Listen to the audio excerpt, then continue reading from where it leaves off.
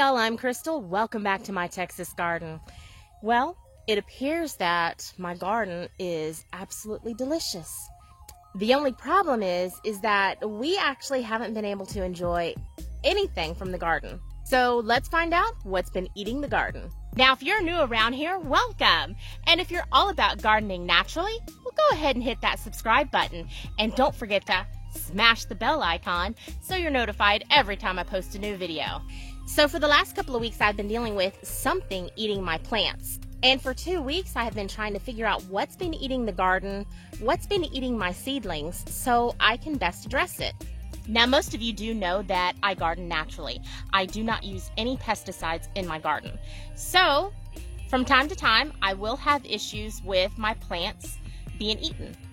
And that's just a fact I have to accept with having a pesticide-free garden. Having a pesticide-free garden is a choice that I made for my family's health. It also benefits the ecosystem of my garden. Pesticides, they don't pick and choose what bugs they're going to kill. They pretty much kill a broad spectrum of bugs, including the good bugs. Now, in a good garden ecosystem, the good bugs actually take care of the bad bugs. But every now and again, you have a problem with an over-infestation of the bad bugs that you have to deal with. So let's take a look at the damage that has been caused and some of the evidence that I found. I am honestly, I just pulled this out of this hole right here. I'm not too sure what is eating the beans. It's not chickens, because chickens would have taken it down from the top, and you see the top is there, it's perfectly fine. This is coming at ground level, and they're just eating it from ground level. You see this one right here, same way. This one's still in the ground. It's still in the ground, and it's just been eaten up the stalk. Look at that. And when we come right here, I'm seeing pill bug activity. And this, I just pulled this one out of the hole. I just pulled this out of this hole right here, and look. Look. Lots and lots of pill bugs. I know that's only 2, but there was more in there just a second ago. They've all kind of dispersed. So is it something else? See, it's just right at stem level again. And you see the tops are perfectly fine. Is it something else that's killing the plants, something else that's eating it, and the pill bugs are coming in and just kind of finishing the job? Or do I have overpopulation of pill bugs and they're just taking out the beans? I had over 100. I had over 100 bean plants that went into the garden this year, and we might have 20 left. So this poor little guy right here, this is a purple potted bean right here, and you can see it's been eaten right there, right at ground level, and then it came up the stalk and ate some more there. And let's see, let's dig around here. And look at that. See what's coming out of that hole as and it's been eaten back here too. Okay, so we've got a pill bug problem. And I've never had this problem before, even though I keep hay on the ground. I mean, I've seen pill bugs around, but they've never hurt my seedlings like this before. It seems once a seedling gets to a certain size, they leave them alone. And I don't know if it's because the stem becomes harder to eat than the younger stems. This top right here, this was taken off. When it came out of the ground, it came out of the ground just like that. And I thought that was really, really weird. But I guess, here's another one. And the top is just missing. And I guess whenever the plant is trying to grow, the pill bugs are attacking the bean head, taking that off, and then the plant pops out of the ground. Now that was just the beans. They have taken out kale, they have taken out choy sum, they have taken out all of my tomatoes, squash, everything that I have put into the ground. These pill bugs have attacked. And I have to come to the conclusion that it's only pill bugs because I haven't seen any other bug activity. Now, normally what the pill bugs do is they actually come in and take care of all the dying, decaying matter. But I guess there's not a whole lot of food for them to eat after the polar vortex. Now, for some reason, they have left the peas alone. All of our peas have done really great, and we have not had an issue with the pill bugs attacking the peas. And I'm honestly not sure why. I don't know if they just taste bad or if the pill bugs were still in hibernation when I put the peas in because it was still a little cool. So I'm not too sure why the peas were not attacked like everything else has been. So I've been doing a little bit of research and forming a plan to try to repel the pill bugs. Normally, in a pill bug infestation, you want to remove what they like. What they like is deep mulch. And we know that I'm not going to be removing my mulch. Instead, what I'm going to try is cinnamon essential oil. Now, when plants get wounded, they send out a pheromone, a scent, a mayday call, if you will.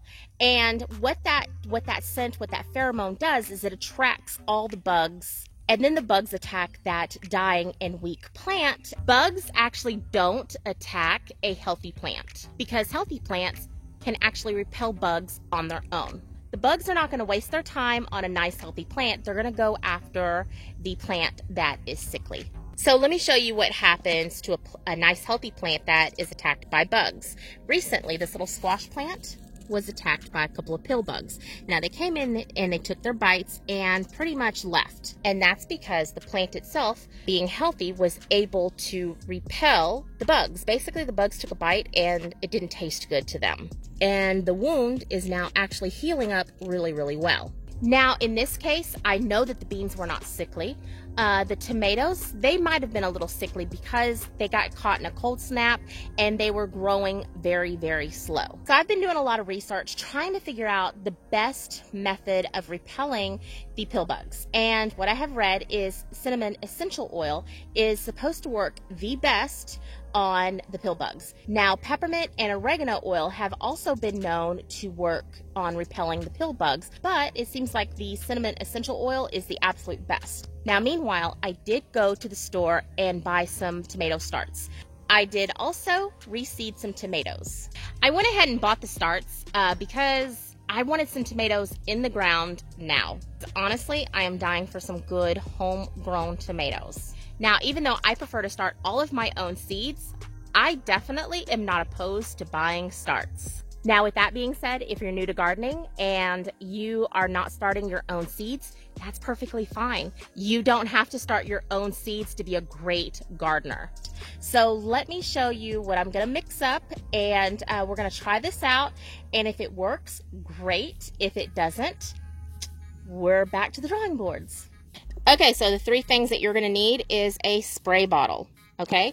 And in the spray bottle, I have it filled with 20 ounces of water. And then you're going to need your cinnamon essential oil. Now, in the research, I was not too sure if it was cinnamon leaf oil or cinnamon bark oil. I have the cinnamon bark oil on hand, and that's what I'm using. So if you've got the cinnamon leaf oil on hand, then go ahead and use that. And I'm also going to use a little bit of dish soap. Now, if you want to use an organic brand, that is perfectly fine. I just happen to be out at this moment. Okay, we're going to start by putting in a couple of drops of our dish soap.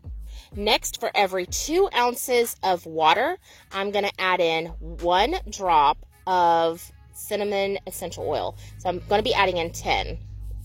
2, 3, 4, 5, 6, 7, 8, 9, 10. You don't want to use too much because cinnamon essential oil is pretty hot and you don't want it to damage your plants. The reason why we add the dish soap in is because it's going to help disperse the essential oil into the water. Now all we're going to do is give it a good shake. Every time we let this sit and settle before we start spraying again, we want to shake it up because, you know, oil and water, they don't exactly mix, so we have to mix it every single time. And now we're just going to start spraying. I'm just going to give a little spray around the plants themselves. And, you know, like I mentioned before, this is all very experimental. I'm really and truly not too sure. That little spider right there did not like that. I'm really not too sure how well it's going to work. But we have to do something or I'm going to lose all of my new seedlings. And if you're wondering why, I am just spraying the soil right here. I have got some brand new kale that I just put into the ground. The kale has already been pre-germinated, so that means it should be coming up in the next day. Check this out. Look at this. See this damage right here? That was not here yesterday. So, and give it a good spray. Now, the one thing you don't want to do is do this in the middle of the day. You don't want the sun out and bright. Otherwise, the essential oil and the soap could damage your plants. And look, there's a pill bug. And you see where I was spraying? Now, it's totally going away from where I was spraying. It does not like that. And neither did the spider. So maybe I'm onto something. It was actually right over here, and it was headed straight to that plant. And I started spraying all around it, and it just walked off. And this is brand new damage right here as well.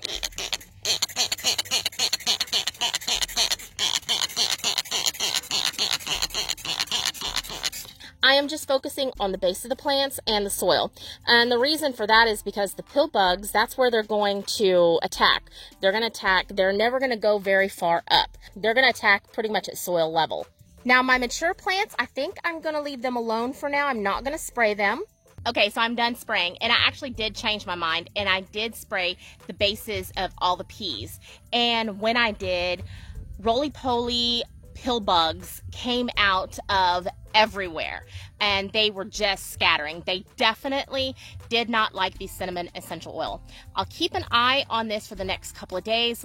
Keep checking my plants. We're supposed to have some rain in the forecast tonight and tomorrow, which will probably wash all of the essential oil away, and I'll have to reapply.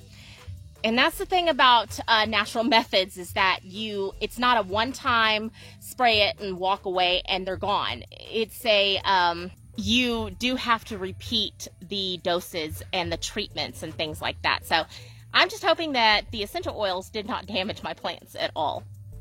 It's all one big experiment. To see more great gardening videos just like this one, go ahead and click right here and I'll meet y'all over there.